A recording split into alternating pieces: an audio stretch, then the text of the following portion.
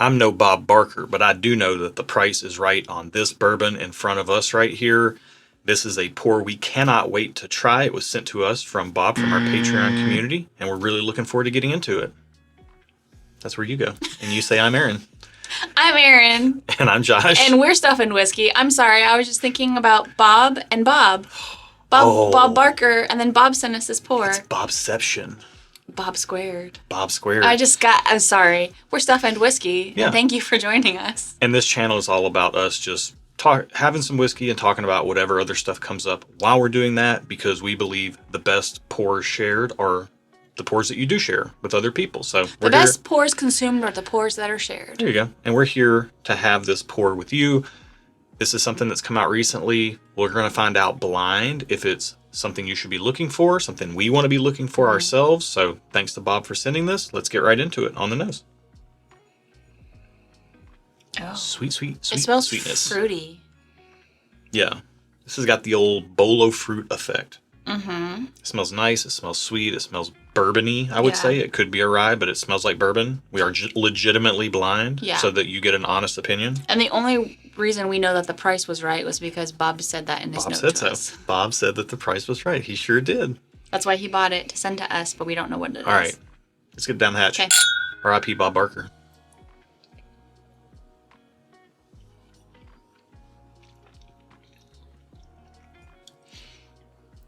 This tastes like something I've had before. Mm-hmm.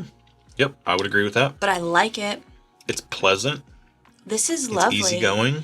It's not as sweet, not as sugary sweet on the palate as I thought it was going to be on the nose. There's a nice balance there with it kind of tastes like the air, the spring air.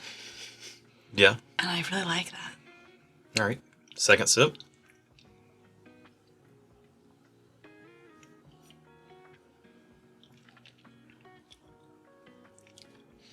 Oh my gosh, this is really good. More oak and spice there. Yeah, this to me feels like an elevated take on what I would typically call a background bourbon. Yeah. There's a little bit more punch there. There's a little bit more oak on the finish, especially after the second sip. Yeah, I Has agree. all the classic bourbon flavors in a fruity, but also a caramel way. Like I'm getting both the fruit elements of a bourbon-y pour, but also the heavy caramel. I'm getting the fruit elements too. And then this is nostalgia for me because I had a memory, a core memory was unlocked from my childhood. And I don't want to get into it. I mean, it's a sweet memory, but y'all don't care. Start trauma dumping on. No, it's not trauma. It's great. It's a good memory, but it's summertime fresh air in the country is kind of what that memory unlocked, or what that unlocked for me memory wise. And I really like it because of that. Yeah, there you go. Yeah. I think I'm between a thumbs up and a just okay on this. I think it's going to be pretty price dependent. There's really no reason for me to give it a just okay other than the fact that it is fairly prototypical standard bourbon it is. flavors. I agree. There's nothing that really stands out. So maybe the value is where this shines, and we'll find out the price and see if that changes how we feel before we find out what we're drinking in just a second. But to me, this is a good, nice bump up on the nicer side of what I would call a mid-shelf bourbon. Yeah. That's just generally enjoyable. What do you feel this is proof-wise? Because it doesn't feel proofy, but it has concentration and it's not watery. So, and what I mean, it doesn't feel proofy is that there's no spice. There's no heat on the back end. Well, not none. There's a little bit, but not very much. But there's such a concentration of flavor, and it doesn't, the consistency feels very viscous. So, this one's kind of throwing me through a loop. I think the proof is probably 100, 105. I'd say right at 100, yeah. But concentration of flavor-wise, it gives me more, higher proof concentration, not heat-wise. I mean, we did warm up with a pour to just acclimate our palates, and so there's not a first pour of the day effect on a recorded video. But to me, this is I feel like this is a bump up from our warm up pour, which was 80 proof. Yeah. Oh, for sure. But not a huge step up. Yeah, I agree. I find this generally enjoyable. The more I sip it, the more I'm getting on the finish, the more kind of spice and oak I'm getting. And the spice is a soft spice, so it's not gonna bowl you over with heat. but it's a nice balance to the sweetness that you're getting. I think if I wanted something more from this pour, it would be a little bit more sweetness, like what I got on the nose. Yeah, I like the fact that it's not as sweet as the nose, but that checks out for what we like. Yeah. Well, let's find out the price and see if that changes how we feel. This is QB45. So, what is your official rating? Thumbs up. Your thumbs up? Okay. Yeah, it's going to be contingent on price. I really feel like something like this, I think $40 is what I feel is a good price. 50 to 70 wouldn't be out of bounds necessarily. QB45. Okay, what if I told you it was 130? Okay, 130 feels high for me for what this is. And don't hear what I'm not saying. I'm not saying it's bad. What I'm saying is, for $130, to me, that is a fair bit of money to spend on a bottle of whiskey. And I want something that, for $130, I'm looking for things that are just really locked into my flavor profile. That's fair. And this is not my flavor profile, because I really do enjoy it, but it's just not hitting me with the oomph. I like a little bit more proof, a little bit more syrupiness, and this isn't hitting me like $130, like I want $130 to hit me, but it's not bad. So this is where my desensitization to whiskey prices will come into play. And the nostalgia factor, too. I'm saying thumbs up. Wow. I'm going to go just okay. I have to. Because, yeah, $130, don't love it. But I've reconciled it within myself because of the nostalgia factor. And I want it. And so I would pay $130 to get this. Wow. I think this is maybe a monumental moment on the channel. Well, yes, and yes, it is what it is. Sometimes I'm a little more stingy with but to your point, you said you want this to be in your flavor profile. Mm-hmm. This is in my flavor profile. Sure. It's sweet, but not very, not too sweet. It's, if I want a bourbon as opposed to a rye, this is the type of bourbon I would want. I'm guessing this is a bourbon. It might even be a rye, but let's pretend it's a bourbon. I don't think so. This is the type of bourbon that I want. So I'm thumbs up. Well, I'm just going to guess before we do the reveal here. I'm going to guess that price is tied to age, because the more I drink it, the more, you heard me on the second sip, I really started commenting on the oak. And the more I sip it, the more oak I get. Oh. And, that's just apparent on the pour. So I'm guessing that's where the price tag is. We'll have a discussion about who this is for and what we think about whatever this is after we find out what we're drinking. Okay. But let's go ahead and find out. We'll also talk about this note that Bob sent and some more information. Okay. I do have to turn it slightly. You should just turn it always. Start there. Lux Row Blood Oath Pact number 12. Wow. It's 98.6 proof. It's at 100 proof, yeah. It's 7-year, 9-year, and 10-year rye bourbons. Is that like high rye bourbons? Just rye bourbon. It's not wheated. It's rye bourbon. Okay, this is something that it was very confusing to me, and I don't even say it because I think it's confusing to other people. But when you have bourbon, the primary grain is corn. The secondary grain is what they call the flavoring grain. So it's either rye or wheat? It's either rye or wheat, and then you have your malted barley. Usually. So we usually just say bourbon, and what people mean when they say bourbon is rye bourbon, or more clarifyingly, bourbon with rye as a secondary grain in the mash bill. But when people talk about wheated bourbon, they just say wheated bourbon. They don't say bourbon with wheat as a secondary grain in the mash bill. Okay, so it's 7, it's just regular bourbon. 9, and 12-year bourbons. Okay. And this is finished in, Montepulciano casks. I don't think I could have done any better. And then Sangiovese casks. Montepulciano. Sangiovese. Okay, so I'm assuming Italian, like Sangiovese is an Italian dessert wine. Yes, I do know Sangiovese, but that's it. And I'm assuming So the finishing maybe is what I'm getting, what my perception of oak is. Perhaps. Is coming through, like with a slight drying element. There is 12-year bourbon in here. Yeah, it's true.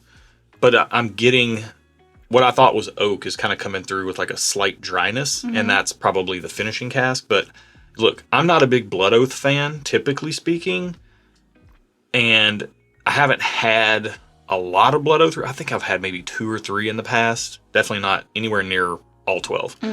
And this feels kind of in the vein of what you would get with a Blood Oath. Like you're going to get a beautiful display box. There's going to be some craftsmanship behind it. But my opinion blind is exactly the same as my opinion non-blind, which is there's a cool story and some cool marketing behind it. But do I really want to pay the full price tag for it?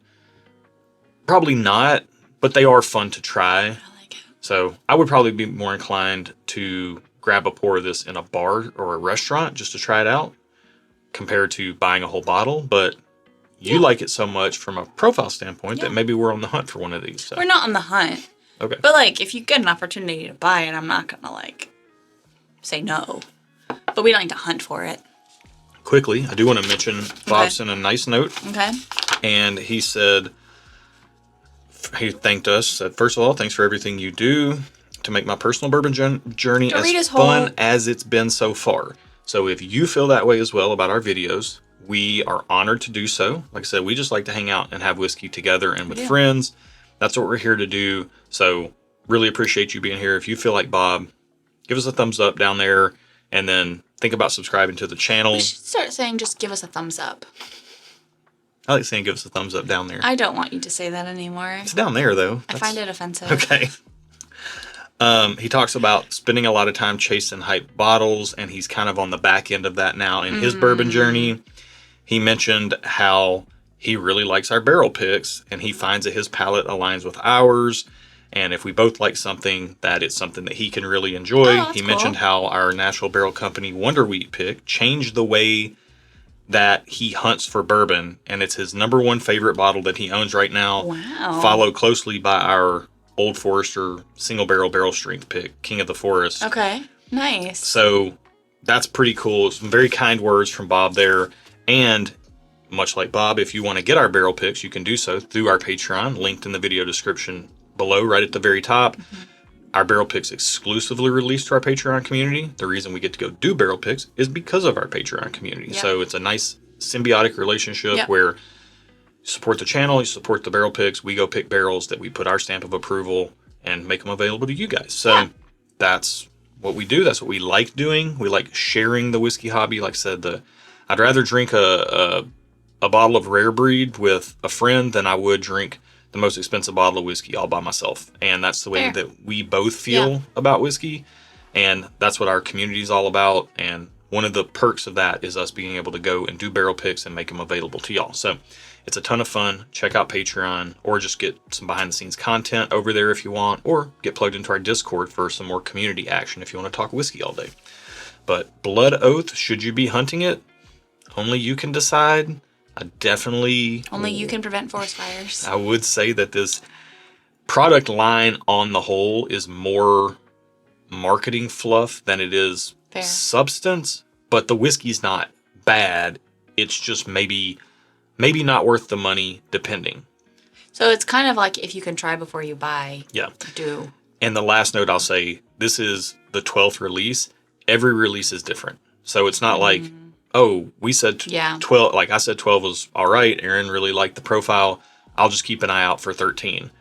It's going to be different. So you'd have to actually try to get your hands on batch 12 specifically to get the experience that we're having here. So hopefully this was a helpful video for you. Hopefully it was a little informative, or at the very least a little entertaining. And that's what we're all about over here. So thank you for watching our video. Be good to each other, and until next time, cheers. Cheers. So when you said Blood Oath, I know the proof is 98.6 because they proof all their releases to that, because it's the Blood Oath and it's the human body temperature. 98.6. That's, again, it's to the it's to the gimmicky. That is a little gimmicky. I do agree with that. But I did like that. Well, I don't know what secondary is on these things anymore, but they used to be a noticeably high. I mean, everything was noticeably higher than market value. But I think as nature is healing and the whiskey world is becoming better again, I think that too much whiskey talk. A little bit. Or just too much whiskey being awake. Too much whiskey talk. Okay. It's too much. Let's just drink. But I don't want to talk about it. As nature's healing, though, I think the prices are coming back into alignment. You can actually find this. So. Yeah. Cool. Very interesting. It's a really nice note by Bill. I appreciate it. Did I say Bob? You said Bob. Dadgummit, it's Bill. We said Bob the whole time, and I saw that, and I was like... Why was I thinking Bob? I was thinking about the Bob Barker thing, and I mixed the names up. Yeah, I know. You need to make a correction. I will put Bob in the... No.